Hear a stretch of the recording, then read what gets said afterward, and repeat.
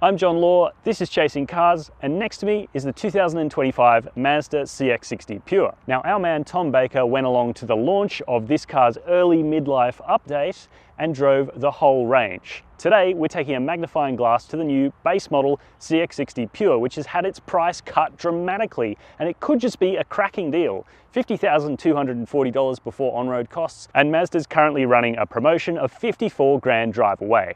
Now, not only is that cheaper than something like a Volkswagen Tiguan 150 TSI R-Line, it's even cheaper than a top-spec Mazda CX-5. And with that, you should get a much better vehicle, with a straight six under the bonnet, all-wheel drive as standard, heaps more metal for your money. But does that play out in the real world with the CX-60 Pure's latest updates to the engine, transmission, and suspension? That's what we're going to find out in today's video, so stay tuned, hit subscribe if you haven't done so already, and let's get into it. Chasing Cars, honest reviews of your next car. Brought to you by Budget Direct. Let's talk about this base spec Pure, which, as I said at the top, is a really sharp deal on paper. You still get all of the CX-60's exterior trimmings, so you do get black cladding around the wheel arches, and these smaller 18s which do make this car look a little bit dowdy and a definite base model. I'm not quite convinced about this colour. My preference would be to go for one of Mazda's really nice red paint colours. That said, it still looks a lot better than a CX-80 in my book, which just looks awkward and overstretched, but you can let me know your thoughts in the comment section down below. It's worth pointing out that Mazda will sell you a CX-60 even cheaper now, 6 grand less if you opt for the 138 kilowatt 2.5 litre naturally aspirated petrol engine, though one may argue that defeats the whole purpose of the CX-60 recipe. We'll find out when we drive it in the coming months. The interior of the CX-60 Pure is quite a mixed bag because there are some things from other higher spec CX-60s that feel really nice. Take the steering wheel, for example. Lovely leather wrapped, the right size, the right thickness, and you have all the controls on the steering wheel with this nice little chrome ring here that makes it feel just that little bit premium. That's mirrored here on the shifter, which feels nice, leather wrapped, not the stitching you get in the top spec cars, but it still feels very nice in the hands and has a slight difference to most shifters in its shift pattern. So that's cool. MI drive selector also feels pretty sturdy. But as for nice materials, that's about it for the CX-60 Pure, because other touch points like the seats feel quite cheap and nasty, and there's a smell in here that's rather like a cheap shoe shop. It's rubbery and plasticky, and you can almost smell the adhesive used in this car. I'll come back to the seats again because, yeah, they're cloth appointed, but cloth has definitely moved on in the last 5 years. Even mid-spec base model Toyotas feel a little bit nicer than this. I only get manual adjustment here for the driver, and there's no heating or ventilation for the seats either. They're a little bit short in under thigh support as well, so I wasn't super comfortable on a long drive in this CX-60 Pure. Also, the rest of the materials are kind of cheap and nasty. You've got this scratchy material up on top of the doors, this big blob of scratchy black up here in front of me, and the small looking infotainment screen, which just doesn't quite fill the hole as nicely as top spec GT and Azami trims do with their 12.3 inch unit. Plus, in lower spec CX-60s, this screen is not touch capable, or at least I couldn't figure out how to trigger it to be a touchscreen even when using wireless Apple CarPlay, which I will say wasn't great over the test. It took a long time to connect, a lot of turning off and on again to make it work, and then throughout the week of testing, it's semi-unreliable, sometimes drops out, certainly more than other cars we've tested recently. So I'm not quite sure the cause of that, but the technology in this car feels like it could do with a bit of a revamp. Hopefully a midlife facelift comes and addresses some of our criticisms there, because it's the same thing for the digital dials, which are quite handsome, quite pretty, certainly the analog ones on the side, but the one in the center, the Speedo, doesn't really do that much. I feel like this could be really built upon to make this car feel very contemporary, very modern, something that's really been shown up by new Chinese competitors. That said, the usability of this car remains pretty straightforward. You've got the rotary controller here, which you get used to after being conditioned to touchscreens. It's not so bad to use Apple CarPlay. Physical volume knob as well, nice little shortcut star here, plus physical controls for the HVAC system, though, as I said, because there's no heating and cooling on the seats, there is rather a large number of switch blanks. Practicality-wise, it's not too bad, but it's also not a game changer, this CX-60. You've got this really broad, tall transmission tunnel that does eat into space. This butterfly opening center console is quite shallow, though I will say it is felt lined at the bottom, which is nice, less rattling in there. That's also where you find both of the USB-C ports up front. You've got a 12-volt socket there, this slightly rubberized spot for your phone, which your phone inevitably slides out of and usually into the driver's footwell, 2 cup holders, relatively good door bins, and that pretty much does it for the front seat of the CX-60. Before we jump into the back seat of the CX-60, I just wanted to point out this Pure's materials, which after just less than 3,000 Ks on this car, are already starting to discolor and pick up weird traces of human slime. You can see all the way up here, down here, and all along the door cards, there's this discoloration on the plastic materials, and I just think that's not really good enough. Shows it's probably not going to be very hard wearing over a long period of ownership. It's a pretty long car, the CX-60, at over 4.7 meters from tip to tail, so you'd expect a pretty decent back seat. And it is certainly comfortable for adults. It may not be dripping in excessive room for someone like me. I'm 188 centimeters tall, and as you can see, got a little bit of knee room, but my legs do touch the seat in front of me.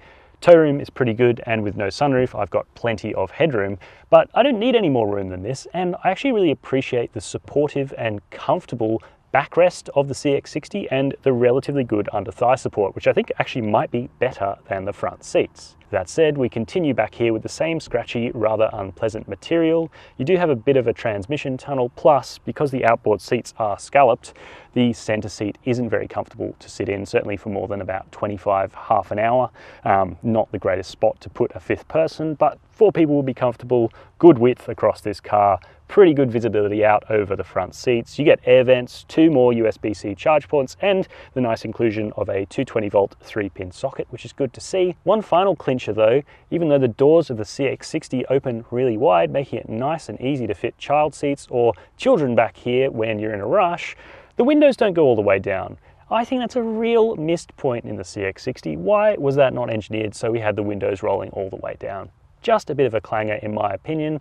Otherwise, the back seat isn't too bad. At the rear of the organic and slightly eggy CX-60 Pure, we find a manually operated tailgate, which actually isn't too much of an issue because it's quite light and easy to pull down. It opens up to show a 477 litre boot space, which is pretty good. And in there you see some things inspired by Germans. For example, this netted cubby that feels like very BMW or Audi. You get off to the side here, and you also get 40-20-40 split fold back seats, which is not something you get in every mainstream SUV, at least at this price point. So I think that's a nice addition, nice and practical. Plus, they're also remote foldable using these tabs on the side. Now the finishing back here is okay, I'd say so-so. It doesn't feel super high quality, the carpet, but it's not too bad. You also get another little practicality of a 12 volt socket, plus underneath the boot floor you find a space saver spare tyre. Let's talk running costs, because it's one of the spots where the CX-60 falls down a little bit to hybrid rivals, especially in petrol guise, which uses the most fuel of the range. 7.4 litres per 100 Ks is the official ADR rating, but in real world testing we saw 9.2 litres per 100 Ks on our combined loop, and around town you're going to see more like 11 or 12 litres per 100 Ks. Servicing is due every 12 months or 15,000 Ks, and the cost is quite high at $3,544 for 5 years for this petrol car, with a rather expensive 4th service, so keep that in mind if you're considering buying one of these CX-60s. Finally, we come onto warranty, which is 5 years and unlimited kilometres, which is standard for the class. Right, so the revised CX-60. Tom Baker had a nice extended drive of this on its Australian launch, but we now have the base model Pure here back on the roads that we know, and we've driven it extensively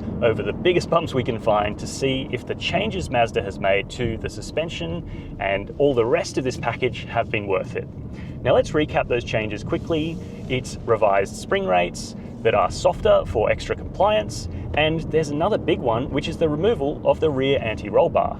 Now that might seem a little bit strange for a nearly 2-ton family SUV to have no anti-roll bar, but funnily enough, it's something you see quite commonly on MX-5 track cars. Certainly ones that aren't fully kitted out, ready for racing, but those guys doing time attack do sometimes take the rear anti-roll bar off to promote a little bit of rear end grip. So let's investigate that in a second and how that changes the character of the CX-60. First, we'll start with urban drivability.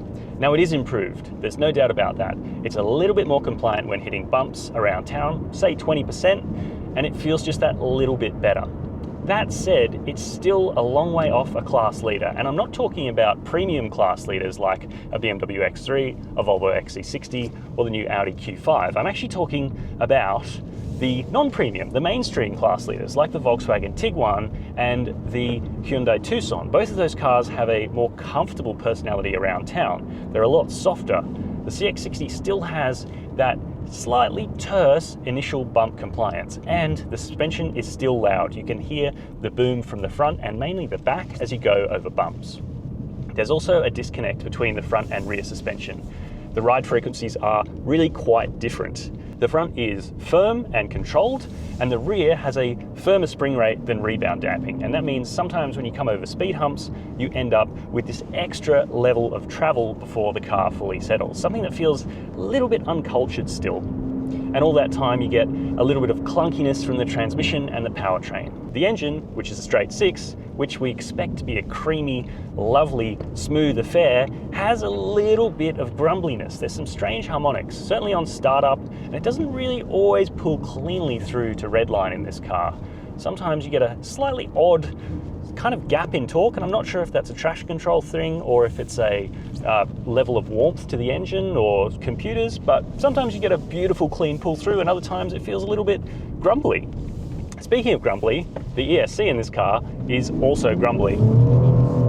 You heard it just then, the traction control, you can really hear it vocally trimming the amount of power going to the rear wheels. You don't notice it all the time, but even when you're trying to make a fairly brisk getaway from the lights in the dry, you can sometimes hear it. All that's not to say that the CX-60 is a terrible car though. The reason we nitpick vehicles like this is because we can feel the inherent potential.